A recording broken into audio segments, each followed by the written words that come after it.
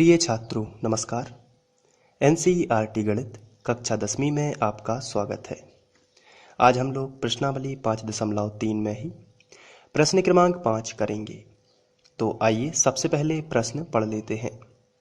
इसमें दिया गया है किसी समांतर श्रेणी का प्रथम पद 5, अंतिम पद 45 और योग 400 है। पदों की संख्या और सार्व अंतर ज्ञात कीजिए। तो सबसे पहले हमें जो दिया गया है हम उसी को लिखते हैं। जैसे यहाँ पर हमें प्रथम पद दिया गया है, अंतिम पद दिया गया है और योग दिया गया है। चलिए तीनों को लिख लेते हैं।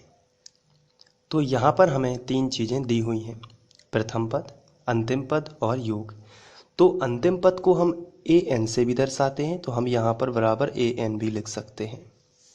तो यहाँ पर हमें दिमाग में ये प्रश्न आता है कि हमें कौन सा फॉर्मूला है जो लगाना है और जिससे हम पदों की संख्या, हमसे पूछा गया है पदों की संख्या और सार्व अंतर ज्ञात कीजिए। तो ऐसा कौन सा फॉर्मूला लगाएं जिससे हमें पदों की संख्या भी मिल जाए और सार्व अंतर भी मिल जाए। तो यहाँ पर हमने जो फॉर्मूला याद किए हैं या हमें जो फॉर्मूला पता है, सबसे पहले हम उन्हीं को देख लेते हैं कि हमें कौन कौन से फॉर्मूले पता हैं और यहाँ पर कौन सा फॉर्मूला सूट करता है। तो आइए देख लेते हैं। तो हम ये तीन फॉर्मूले जानते हैं, जिसमें पहला जो है वो एस एन का फॉर्मूला है n/2 2a + n-1 into D. और इसके बाद दूसरा जो है एस एन बराबर n/2 a + l और जो तीसरा जो है वो है ए एन बराबर a + n-1 इंटू डी। तो इन तीनों फॉर्मूलों में देख लेते हैं हम कौन सा इसमें सूट होता है। तो इसके लिए देख लेते हैं। तो जो हमें मान दिए गए हैं a बराबर 5 और l बराबर 45 और इसी तरीके से एस एन बराबर 400। तो इसको हम छोटे से यहाँ पर कागज़ में लिख लेते हैं ताकि हम आसानी से समझ सकें। जिसमें a बराबर 5 और l बराबर 45 और एस एन बराबर 400 हमने लिख लिया है। चलिए फॉर्मूले में कंपैरिजन करते हैं। तो यहाँ पर यदि हम देखें तो a का मान 5 है। चलिए हम यहाँ a का मान 5 रख देंगे, क्योंकि हमें n का मान, हमसे पूछा गया है पदों की संख्या ज्ञात कीजिए। तो पदों की संख्या हमें ज्ञात करना है, इसका मतलब है कि हमें n का मान ज्ञात करना है। तो ऐसी स्थिति में अगर आप a का मान रख दोगे 5, लेकिन d का मान तो आपके पास है नहीं, d का मान तो आपको ज्ञात करने के लिए बोला गया है। तो कोई भी समीकरण बनेगा जिसमें n भी ज्ञात करना है और d भी, तो दोनों साथ में तो ज्ञात नहीं हो सकते हैं ना।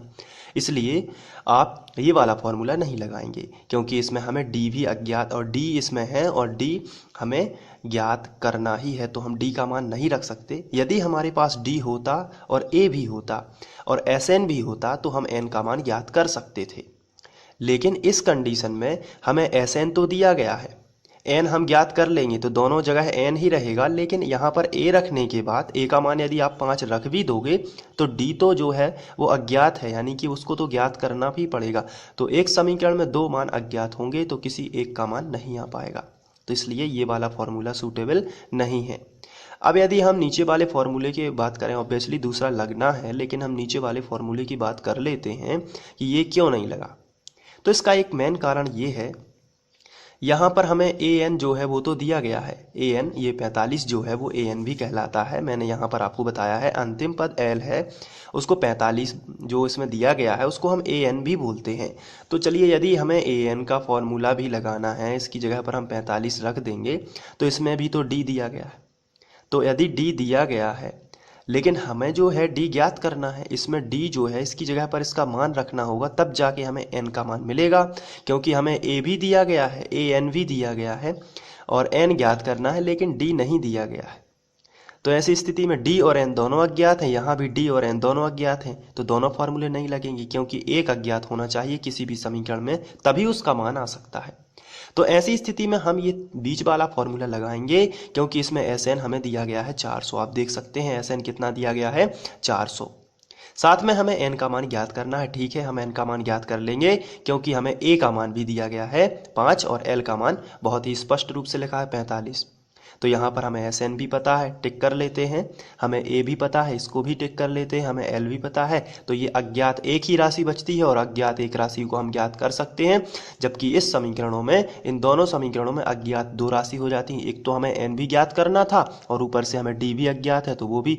तो इसमें क्या होगा कि हम दोनों एक साथ ज्ञात नहीं कर सकते। पहले कोई भी एक चीज़ ज्ञात करेंगे, जैसे कि n ज्ञात करेंगे उसके बाद हम d, यहाँ पर n की वैल्यू रख देंगे तो d आ जाएगा, क्योंकि an हमें मालूम है, a भी हमें पता है और n भी हमें पता चल जाएगा इस वाले फॉर्मूले से, तो हम d का मान निकाल लेंगे। बहुत ही सिंपल है, आइए इसको सिस्टमेटिक करते हैं। तो यहाँ पर हमें Sn बराबर दिया गया है 400, तो Sn का फॉर्मूला आपको लगा देना है, जो कि होता है n/2।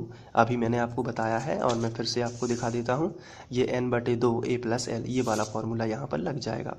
तो इसकी जगह पर हम लिखेंगे n/2, ब्रैकेट में आ जाएगा a + l, ये वाला फॉर्मूला बराबर 400। चलिए मान रख देते हैं। तो आपको बिल्कुल भी घबराना नहीं है, यहाँ पर मान बिल्कुल सिंपल होता है रखना। तो यहाँ पर हम इम्प्लाई जेड का उपयोग कर सकते हैं एग्ज़ाम में अच्छे अंक के लिए। आप एग्जाम्पल ये जो है इम्प्लाई जेड लगा सकते हैं। चलिए अब n हम ज्यों कहते हैं लिखते हैं /2। अब यहाँ पर जो a है इसकी जगह पर हम क्या लिखेंगे, तो आंसर है a का मान रखेंगे जो कि 5 है। तो यहाँ पर आपको 5 रख देना है और l का जो मान है वो 45 है, तो आप यहाँ पर 45 रखेंगे। इसके बाद बराबर 400। तो इस तरीके से आपको कुछ भी नहीं करना है, केवल देख के मान रख देना है बस। आगे बढ़ते हैं। तो यहाँ पर जो है 45 और 5 ये जुड़ जाएंगे, तो n/2 गुणित 45 और 5 दोनों को हम जोड़ देंगे तो ये बन जाएगा 50 बराबर 400।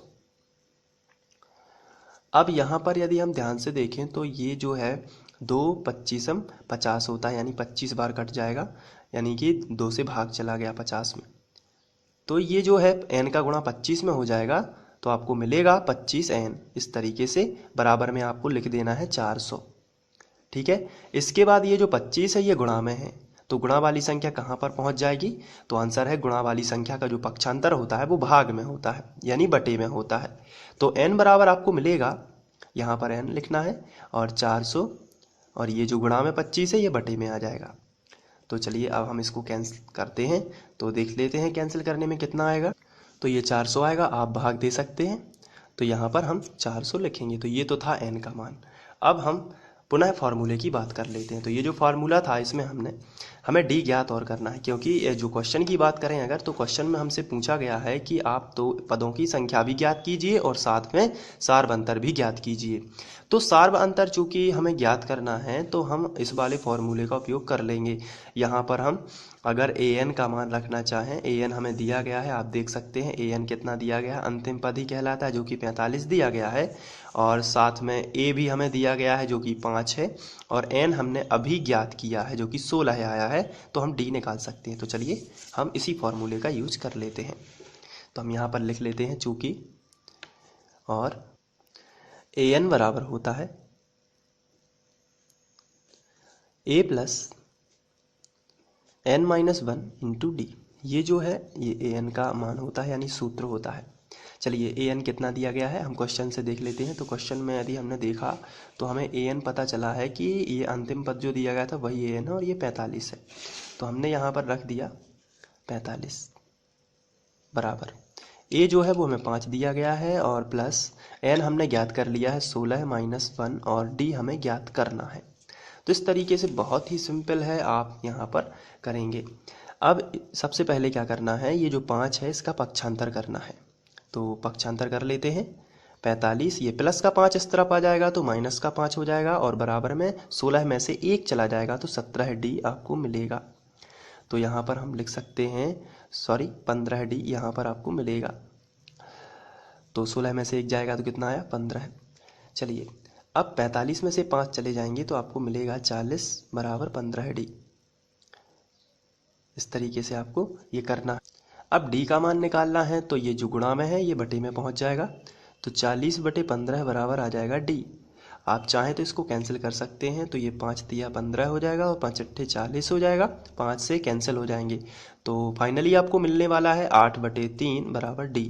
तो दैट इज़ अवर आंसर, और ये d है, ये सार्वंतर कॉमन डिफरेंस है। और जो हमने निकाला है इस तरीके से n यानी पदों की संख्या वो थी 16 है, तो हम यहाँ पर फिनिश लाइन लिख सकते हैं जो कि होगी, अतः पदों की संख्या जो है वो कितनी है, तो n का मान कितना निकाला था 16 है, तो पदों की संख्या 16 हो जाएगी, और सार्वंतर 8/3 है।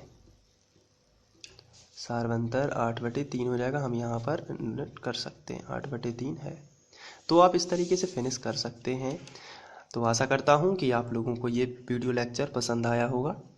तो यदि पसंद आया है तो आप इसको लाइक भी कर सकते हैं और अपने दोस्तों के साथ में शेयर कर सकते हैं। और मैं सभी छात्रों का शुक्रिया अदा करना चाहता हूं जिन्होंने फ्री ऑनलाइन कोचिंग को 1 लाख सब्सक्राइबर तक पहुंचाया है।